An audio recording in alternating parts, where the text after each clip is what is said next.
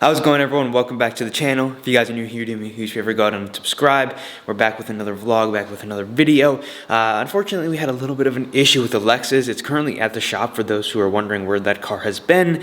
It has been getting fixed, and let's just say it wasn't cheap, and it wasn't related to the previous issue we had. But the car is fixed now, so we got to go pick it up and pay for it. So let's go do that, I guess. So that gives us an excuse to take the Mustang out, which is extremely filthy, if you guys can see that. So once we get the Lexus back, we'll probably take this thing out, or put it in, I should say, and give it a nice wash, because it's been quite a bit.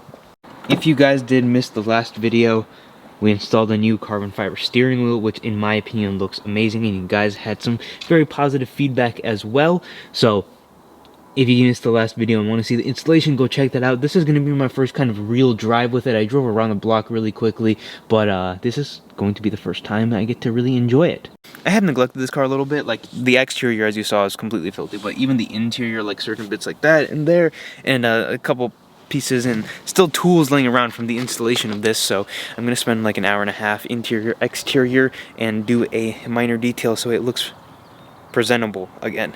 But let's get a cold start up and go pick the Lexus up and see what went wrong.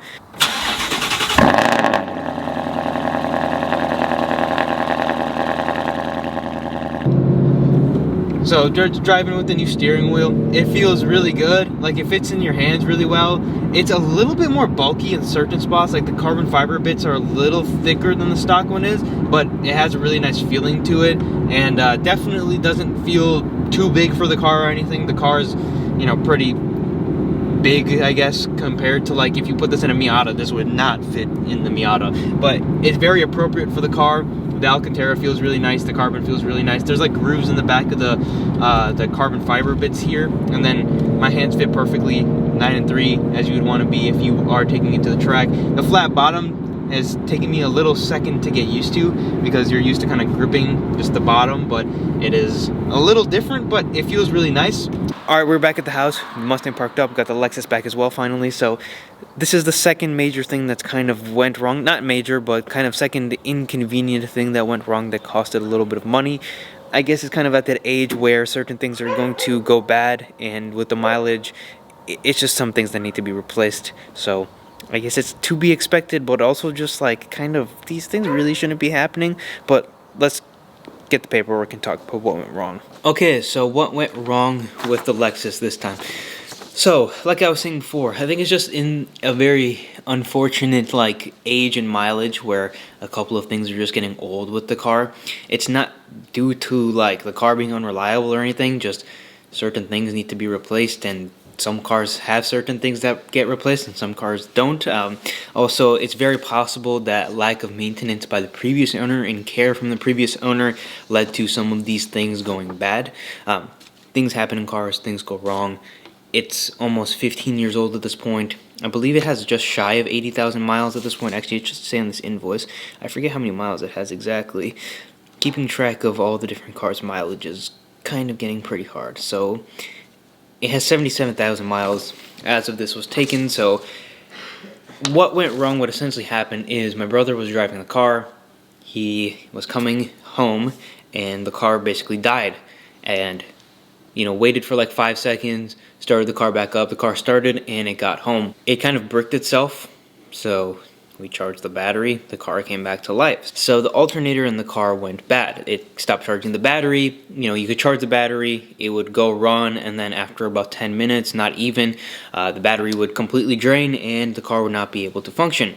That alternator cost $300 and some change, $320, and then there was $230 worth of labor. It's not an easy fix, it's not an easy thing to get to. So the alternator went bad, cost a little bit. I needed to get it fixed right away so the car can get back on the road. And that's as simple as it is. That being said, let's go wash the Mustang. The Lexus seems to be running fine now, everything seems to be fine, so that car also needs a little bit of wash. The Mustang we'll get to in just a second. The Miata door cards are done. The only thing I need is a bolt that is slightly longer than this. So this bolt is for the door handle, the grab handle, and one of them works. The The other one didn't, so if you guys are wondering what's happening with that, I need a bigger bolt and then I'm done with it. So the video should be out soon, and it actually should be the next video.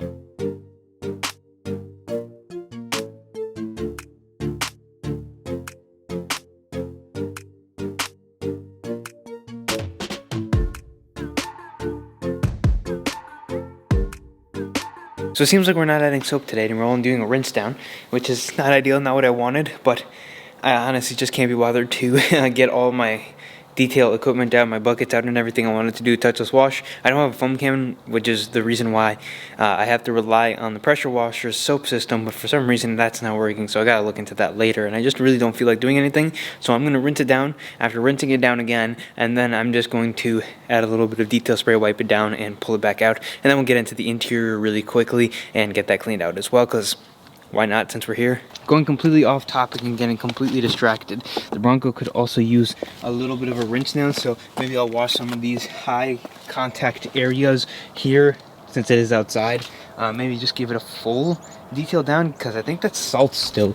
And then since the Bronco's lifted up, I can get underneath and wash out everything from under here super easily. It's actually already starting to form a little bit of surface rust right there, if you can see that, which is slightly annoying, but that's only surface stuff, so it's not the biggest deal in the world, and it's kind of to be expected, I guess. It's also the dumbest thing ever, and it ruins vehicles completely, but as long as I can keep preventing it as much as I can until I don't have to deal with it anymore, just gotta do what we gotta do. This thing is gonna need a vapor blast or dry ice thing, and we'll probably do the same to the Bronco once a couple years have gone by. Hopefully we won't be in this state for a couple more years, if you know what I'm saying, but you get the idea. But for people who are watching the channel for a little bit, I actually have a tool for getting underneath the cars.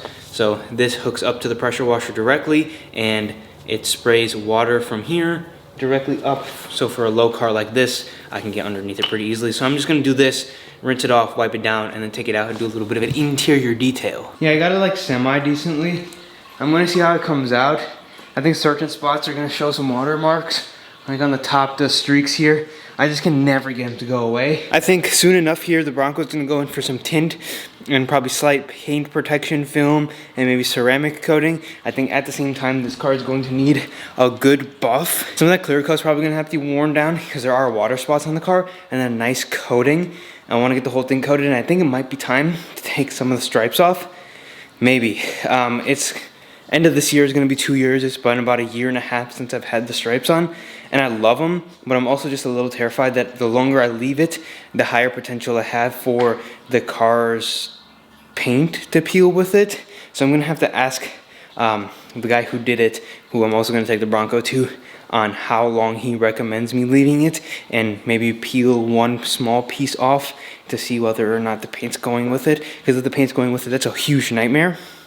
But I think I'm still in a decent time, because I see people leaving wraps on for about 1 year, maybe 2 years, and then peeling them off without any issues. Sometimes I don't want to take it off, and then sometimes I'm like, I think it might be better off clean. But I guess, like, as far as videos go, it stands out for videos, so that's always a positive. The wrap was always made to be a semi-temporary thing, but if I do take the wrap off, I think I'm just gonna take like this stripe and the number off, keep the Ford on the bottom, as long as all the paint and everything isn't gonna go with it, which I don't think it will. But I think I'm just gonna leave the stripe on the bottom there, and potentially leave these stripes as well. So just taking off that, it'll make it way less kind of shouty, and it'll make it just kind of look like a Mustang with stripes. It'll still stand out just a little bit, but it won't stand out quite as much as it does with the numbers and the line on the side.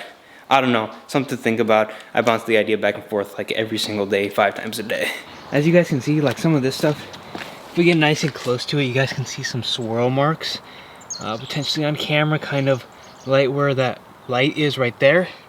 So all of those can probably be buffed up.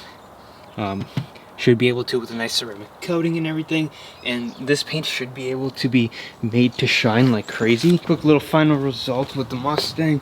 Went down, wiping the interior.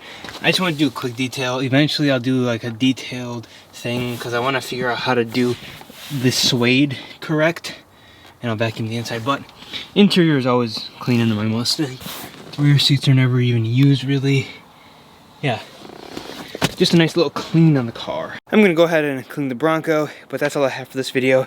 Just wanted a quick update. pick the Lexus up, tell you guys what went wrong with that, get the Mustang cleaned out. Since it is finally a nice day, hopefully the snow is going away soon, but that's all I have for this video. If you guys enjoy, leave a like, subscribe to the channel. I'll see you guys in the next video.